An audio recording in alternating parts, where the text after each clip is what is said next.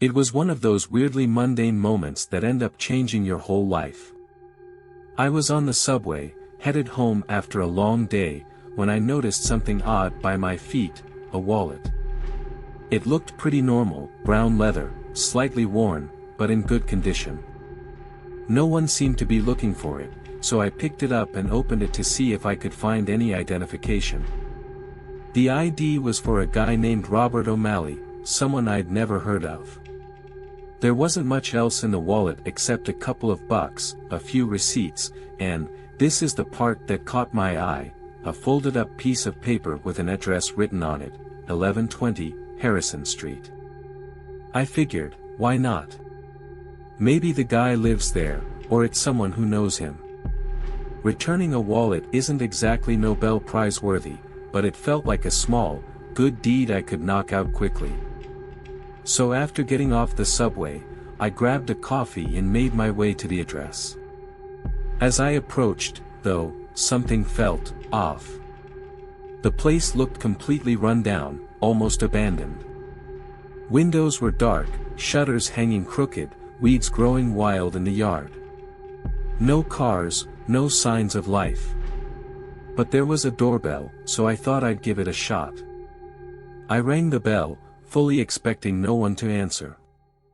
After a few seconds, the door creaked open. I found myself face to face with an old man, probably in his 80s, with a warm, almost unsettling smile.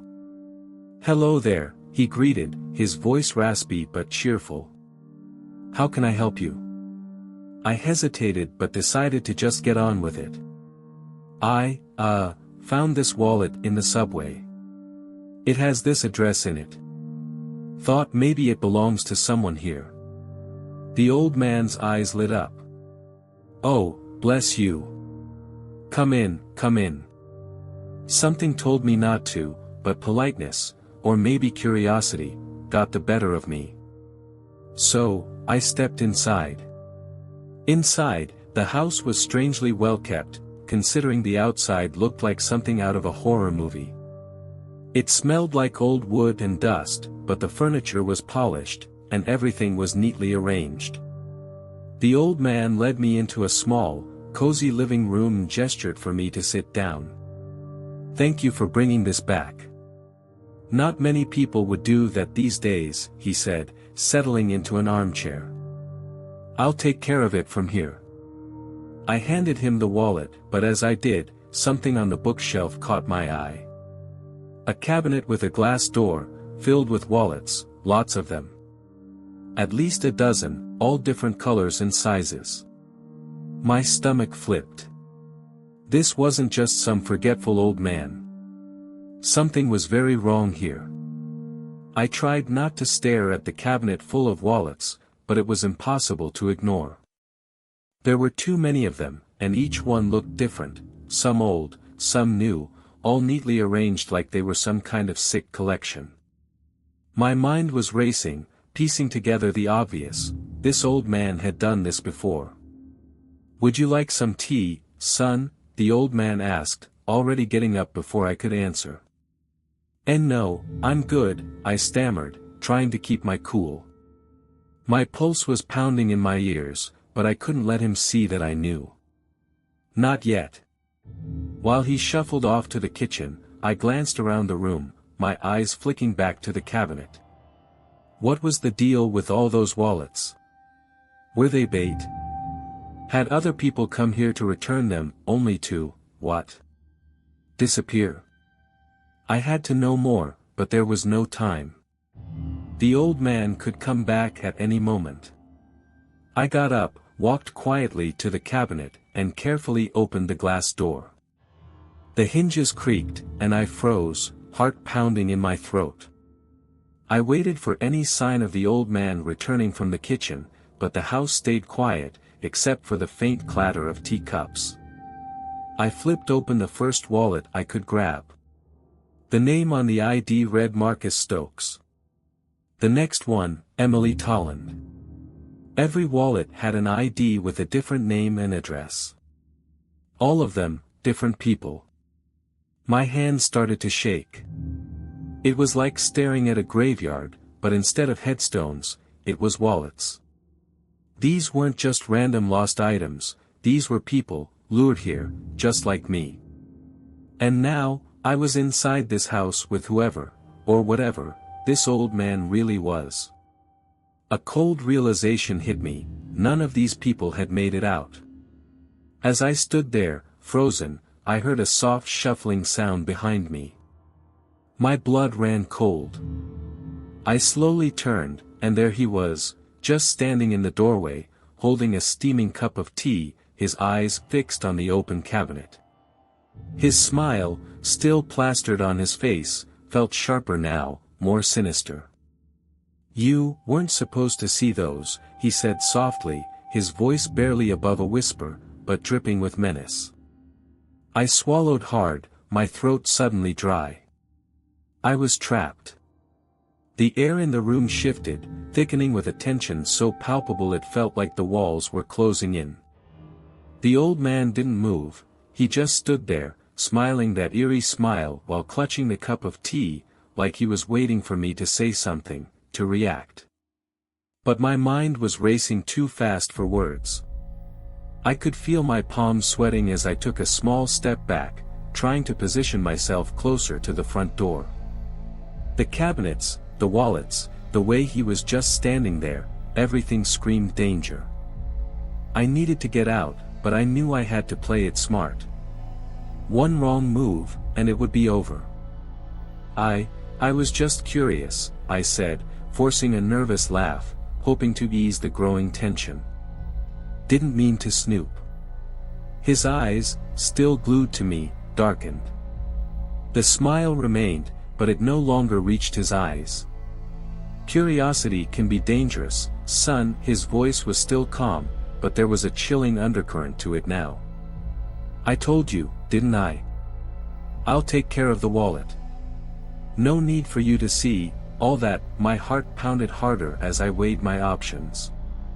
The door wasn't far, but he was standing between me and my only way out. I thought about the other people, the ones whose wallets were now neatly stored in that cabinet. Did they try to run? Did they make it to the door before? I had to stay calm. I couldn't let him see how terrified I really was. You're right. Sorry about that, I smiled, trying to look apologetic, though it probably came off as more of a grimace. I'll just be on my way. Then I took another step backward, inching toward the door, praying he would just let me leave. But as soon as I moved, he set the tea down on a side table. His movements were deliberate, slow, like a predator toying with prey. "I'm afraid you can't leave, boy," he said, his voice now completely void of warmth. "Not now. You've seen too much." My stomach dropped. I knew it. I knew this was a trap from the moment I saw those wallets. I didn't wait for him to make the next move. My body reacted before my mind could catch up. I bolted toward the door, my hand outstretched for the handle, when something cold and hard slammed into my back. The force sent me crashing into the door, and pain shot through my shoulder as I hit the ground. I looked up, disoriented, just in time to see the old man standing over me, holding a cane I hadn't noticed before. He must have had it leaning against the wall. His face was no longer friendly, no longer that kindly old grandpa who'd invited me in. His expression was twisted, his eyes wide with something darker, something hungry. "Don't fight it, son," he rasped. "You're not the first, and you won't be the last." I scrambled backward, my mind screaming for me to get up, to run, but my body was still reeling from the impact. He took a slow, deliberate step toward me, raising the cane again, and I knew if I didn't do something fast, I'd end up like those other poor souls, just another forgotten wallet in his cabinet. Adrenaline kicked in. I grabbed the nearest object, a heavy lamp from the side table, and swung it wildly at him. It caught him off guard, connecting with his arm, and he let out a surprised grunt as the cane clattered to the floor. This was my chance. I staggered to my feet, my vision swimming, and bolted for the door again. This time, I managed to wrench it open and stumbled out into the night. The cold air hit me like a shock, but I didn't stop. I sprinted down the steps, across the overgrown yard, not daring to look back. I could hear the door slam shut behind me, and for a brief, horrible moment, I thought he was going to chase me, drag me back into that nightmare. But as I glanced over my shoulder, I saw the house standing still and dark, the old man nowhere in sight. But I wasn't safe. Not yet. I kept running, heart pounding, lungs burning, until I reached the end of the block. Only then did I stop, bent over, hands on my knees, gasping for air. My mind was still racing, trying to process what had just happened. The wallets. The way he'd looked at me. The fact that I was this close, to being buried in his backyard like all the others. I couldn't shake the feeling that I wasn't alone, even though the street was empty. Something told me this wasn't over. I had to tell someone. The police, a friend, anyone. But just as I reached for my phone, I felt it. A shadow creeping over me, a presence that made the hairs on the back of my neck stand up. I turned around slowly, dread building in my chest. And there he was, standing at the edge of the yard, that same twisted smile plastered on his face. "You won't get far," he whispered. I stood frozen, my breath catching in my throat. The old man was just standing there, silhouetted by the dim streetlights, his figure barely visible in the shadows, but that smile, God, that smile burned itself into my brain. He hadn't chased me after all. He didn't need to. He knew exactly how this would end. "You can run all you like, son," he rasped, his voice so soft it was almost carried away by the wind, "but you'll never get far enough." I wasn't going to wait around to see what he meant by that. My legs moved before my brain even fully processed the words. I spun around and took off, sprinting down the street. My phone felt like a dead weight in my pocket, but I fumbled to pull it out as I ran, my fingers trembling so badly I almost dropped it. I hit the first number that came to mind, 911. The ringing felt like it stretched forever, each second stretching out like an eternity. I kept glancing back, expecting to see the old man following me, but each time I turned, he was still standing there, just watching me flee, like a hunter savoring the moment before the kill. Finally, someone answered. 911, what's your emergency? I'm being chased, I panted, my words coming out in ragged breaths. There's this man, he tried to kill me. I stopped short, realizing with a chill that I didn't even know the exact address I had run to. I tried to think back to the wallet, to that piece of paper.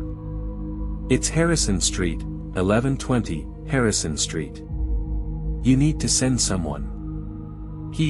The operator cut in, calm but urgent. Sir, stay calm. Are you in immediate danger? Yes. I mean, not right now, but he's there. He's dangerous. I barely got away, I was running out of breath, my mind racing too fast to make sense of anything. I couldn't shake the feeling that he was still out there, watching.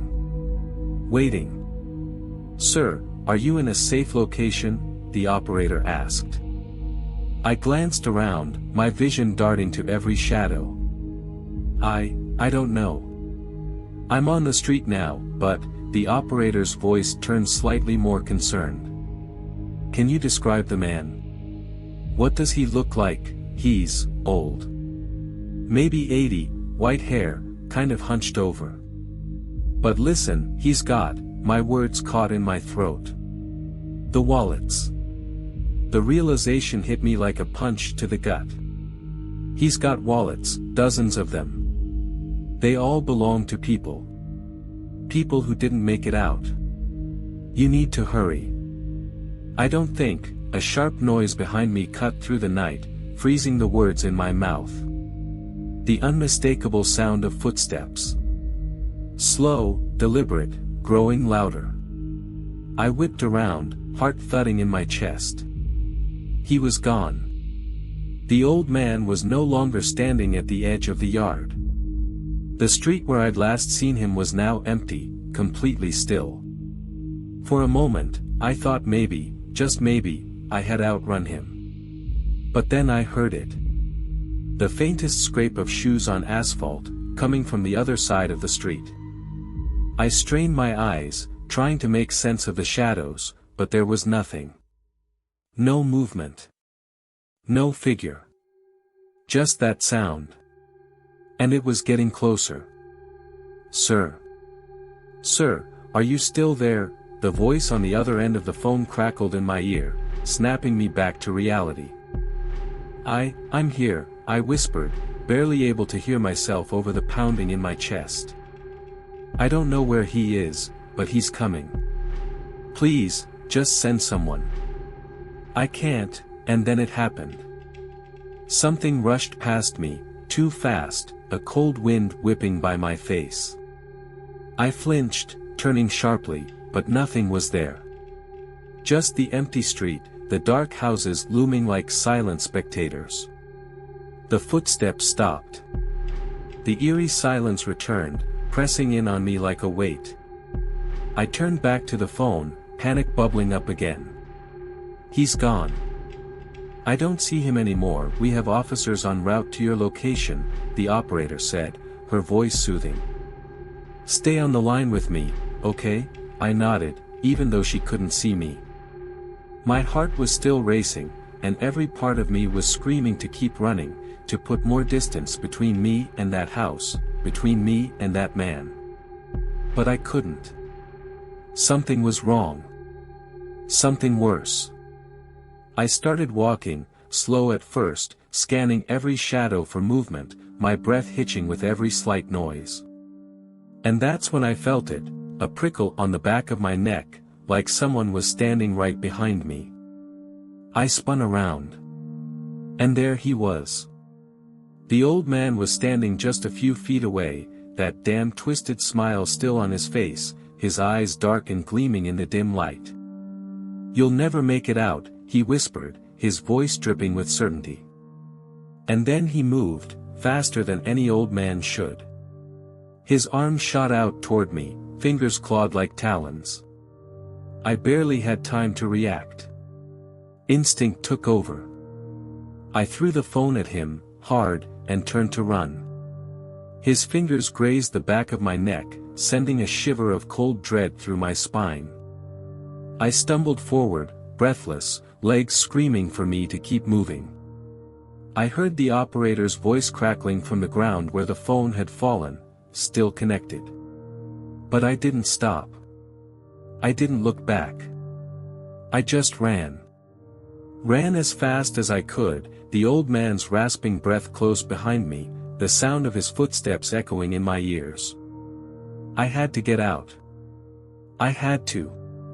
But deep down, I knew it wasn't going to be that easy. I ran, faster than I ever thought possible, heart hammering in my chest. The houses blurred past me, my breath ragged, legs burning with every step. But I couldn't stop. I knew that if I did, it would be the last thing I ever did. The sound of footsteps behind me was deafening, a relentless, unnatural rhythm that seemed to echo in my bones. No matter how fast I ran, he was always there, right behind me, closing the distance inch by inch. Ahead, the street forked. One path led deeper into the darkened neighborhood, away from any main roads. The other twisted toward the brighter lights of the city. My legs moved automatically toward the lights, hoping, praying, that someone, anyone, would be there. I risked a glance behind me, and what I saw made my stomach churn with fear. The old man wasn't just following me, he was gaining on me. But his gait, it was wrong. It wasn't the limping shuffle of an old man. He moved in jerky, unnatural strides, his body twisting unnervingly with every step, like his joints didn't work quite right. His eyes locked onto mine, burning with a twisted hunger, and that smile, that damn smile never wavered. I couldn't take it anymore. I turned back to the street ahead and pushed myself harder, lungs screaming for air.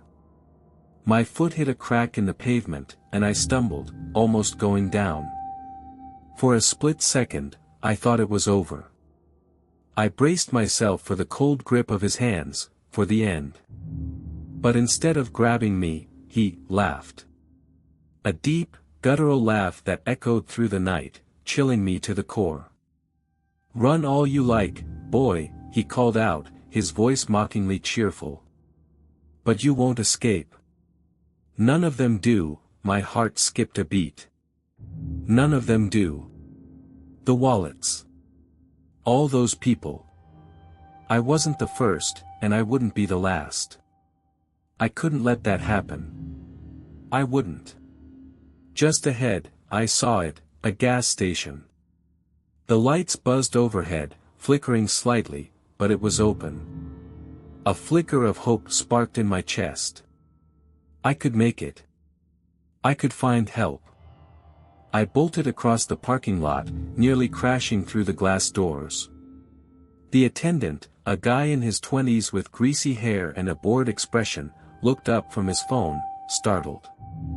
"Hey, man, you alright?" he asked, eyeing me like I'd just crawled out of a ditch. I slammed my hands on the counter, gasping for breath. "Call the cops. Now. There's a man, he's trying to kill me." The attendant blinked, slow to react, like I was speaking in another language. "Whoa, slow down, dude. What are you talking about?" I turned and pointed out the window, but to my horror, the street was empty. The old man was gone. My heart sank. "He was right there," I stammered, backing away from the window, scanning the shadows outside. "I swear, he was right behind me." The attendant's face twisted in confusion, and then annoyance. "You sure you're not just high or something, man? Ain't nobody out there?" I spun back toward the window, my eyes darting everywhere. Where had he gone? He couldn't have just disappeared. Unless he was waiting. No, no, no. He's real. You have to believe me. He's killed before, I saw. My words trailed off, my mind flashing back to the cabinet of wallets, the faces on the IDs. The people who had never left that house. "Please," I begged. "You have to call the cops. Just trust me," the attendant sighed, rolling his eyes but reluctantly picking up the phone. "Yeah, sure. Whatever, dude. I'll call." He dialed 911, muttering something under his breath about crazy people. I backed away from the counter, still glancing toward the door. My hands were shaking, my head spinning with exhaustion and fear. Had he given up? Was this a game to him? The thought sent a fresh wave of terror coursing through me. He could be anywhere, watching me from the shadows, waiting for the moment when I let my guard down. And then, out of the corner of my eye, I saw it. A reflection in the glass door, a figure, standing just outside, motionless. My breath caught in my throat. It was him. He was just standing there, grinning, his face twisted into that same sick smile. He raised one finger to his lips, like he was shushing me, then slowly turned and walked out of view, disappearing into the shadows once more. Panic surged through me. I grabbed the phone from the attendant, who was mid-conversation with the 911 operator. "You need to send someone now," I shouted into the receiver, ignoring the bewildered look from the attendant. "He's here. He's outside," the operator's voice crackled through the line. "Officers are on their way. Stay inside and do not engage with the suspect." "Can you describe him?" I started to give a description, but halfway through, the lights in the gas station flickered again. Then, they went out. Complete darkness swallowed the room, and the hum of the neon sign outside sputtered and died. I froze. The only sound now was my own breathing, fast and shallow. The faint glow from the attendant's phone was the only light left, and even that seemed to dim in the suffocating darkness. Then came the knock. Soft, rhythmic taps on the glass door, like a polite visitor asking to be let in. I turned slowly toward the door, dread clawing at my insides. My eyes adjusted just enough to see a faint silhouette outside, barely more than a shadow. But I knew it was him. "Let me in, son," the old man's voice whispered through the door, too soft for the attendant to hear. "Let's finish this." The knocking grew louder, more insistent, each thud sending a tremor through my entire body. The old man was out there, just on the other side of that glass, and every part of me screamed to run, to get as far away as possible, but there was nowhere left to go. "Did you hear that?" I whispered, barely able to keep my voice steady. The attendant glanced up from his phone, a faint glow illuminating his confused face. "Hear what?" "Dude, the power's out." "Relax, the cops are coming." "You're safe in here, safe." The word rang hollow in my ears. I knew better. I could feel it, he was still out there, waiting for the moment I'd slip, waiting to pounce. My heart raced, my breath coming in shallow gasps as the knocking stopped, replaced by an eerie silence that was somehow worse. And then I heard it. The soft scrape of fingers against the glass, slow and deliberate, tracing a path down the door. I knew it was him, I could feel him out there, pressing his cold, twisted hands against the glass, savoring the fear he knew was tearing me apart inside. I'm telling you, he's here," I stammered, backing away from the door. "He's right outside." The attendant finally stood, looking more annoyed than concerned. "Man, no one's out there," he muttered, walking over to the glass. "Look, just chill out, alright? You're freaking out over nothing." But as soon as he stepped closer to the door, the old man's silhouette appeared again, just beyond the glass, illuminated only by the dim glow of the streetlights outside. He stood still, his face barely visible, but I could see his smile. That twisted, menacing grin, as if he was enjoying every second of this. The attendant's breath hitched, his bravado faltering for a second. "What the?" he whispered, stepping back. Before he could say another word, the old man's hand slammed against the glass, hard enough to send a crack running up the door. The attendant jumped back, his eyes wide with shock now, finally seeing what I had been trying to tell him all along. "Oh, shit. Oh shit," he gasped, stumbling back behind the counter. He grabbed the phone again, his hands shaking now as he dialed frantically. Yeah, 911. He's here. The guy, he's outside, and he's, crack." The glass splintered, a spiderweb of cracks creeping across the door, as the old man pressed harder, his fingers splayed against the surface like claws. I could hear him breathing now, a low rasping sound that sent shivers down my spine. "Let me in, son," he whispered again, but this time his voice was different, deeper, darker, almost inhuman. "You can't run forever." I backed away, my mind racing. The door wouldn't hold much longer. I had to think fast. The gas station was small, barely more than a convenience store, with no back exit, no escape route. The only thing keeping him out was a flimsy, cracked pane of glass. I turned to the attendant, who was still frantically talking to the 911 operator. "Is there a back door?" I asked, desperation creeping into my voice. He shook his head, sweat beading on his forehead. "No, man. We're stuck in here, stuck." My heart pounded harder, each beat ringing in my ears. The only way out was through that door, and through him. Then, suddenly, the glass shattered. The sound was deafening, shards flying everywhere as the old man's hand reached through, grasping for the lock on the door. I stumbled back, knocking over a display of snacks, my eyes locked on that hand, those gnarled, twisted fingers that looked like they belonged to something far older than the frail body they were attached to. The attendant let out a strangled yelp, dropping the phone as he scrambled behind the counter, his eyes wide with terror. "What the hell is this guy?" he cried, his voice cracking with fear. But I didn't answer. I couldn't. I was too focused on the door, on the way the old man slowly, deliberately unlocked it and pushed it open, the hinges creaking as if they, too, were protesting his presence. He stepped inside, his smile growing wider, his eyes gleaming with something dark and hungry. "I told you, boy," he rasped, his voice echoing in the small room. "You can't run from me." My whole body went cold. I was trapped. There was no more running. And then he lunged. Everything happened in a blur. The old man moved faster than I could have imagined, his twisted fingers reaching for my throat.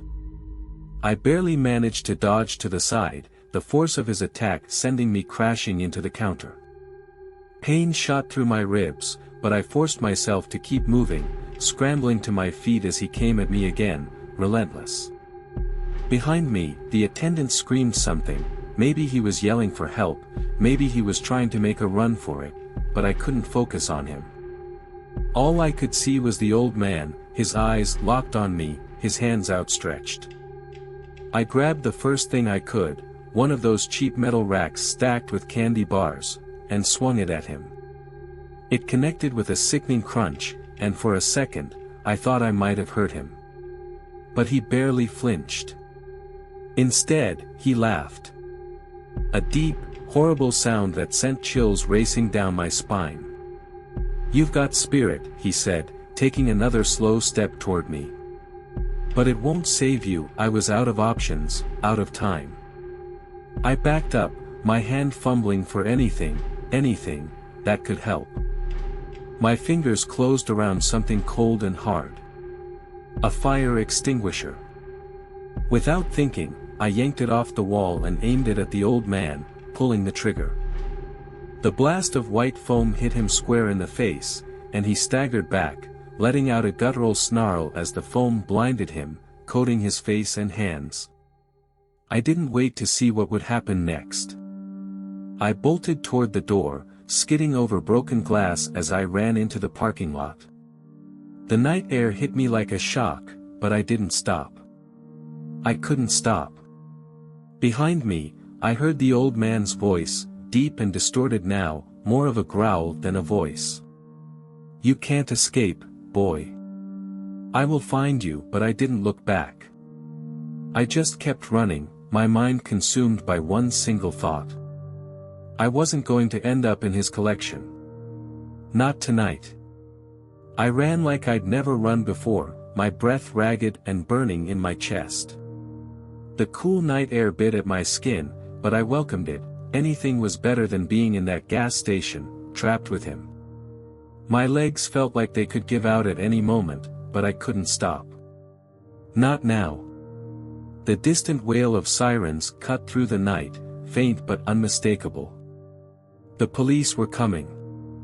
Relief surged through me, but I knew I couldn't slow down, not until I saw them with my own eyes. I dashed through the empty streets, darting between parked cars and weaving through the shadows, every instinct screaming that he was still out there. Watching. Waiting. I finally reached an intersection, the streetlights casting a weak glow over the asphalt. I stopped, gasping for breath, my body trembling with exhaustion. The sirens were getting closer now, but the streets were still empty. I looked around frantically, expecting to see him stepping out from the darkness, that twisted smile on his face. But there was nothing. I swallowed hard, trying to calm my racing heart. Maybe I'd outrun him. Maybe I'd actually escaped. But just as that thought crossed my mind, I heard it, the soft, raspy whisper that had haunted me all night. You can't run forever, boy. I froze, my blood turning to ice. Slowly, I turned toward the sound. There, standing at the edge of the sidewalk, barely visible in the shadows, was the old man. His clothes were tattered now, his face smeared with foam from the fire extinguisher, but his eyes, those dark, gleaming eyes, still burned with that terrifying hunger. He stepped forward, his movements slow and deliberate, like he was savoring the moment. "You thought you could escape me," he rasped, his voice low and mocking. "No one ever does." My legs felt like lead, every instinct screaming at me to run, but I couldn't move. I was paralyzed with fear, trapped in his gaze. He was getting closer, his twisted grin widening with every step.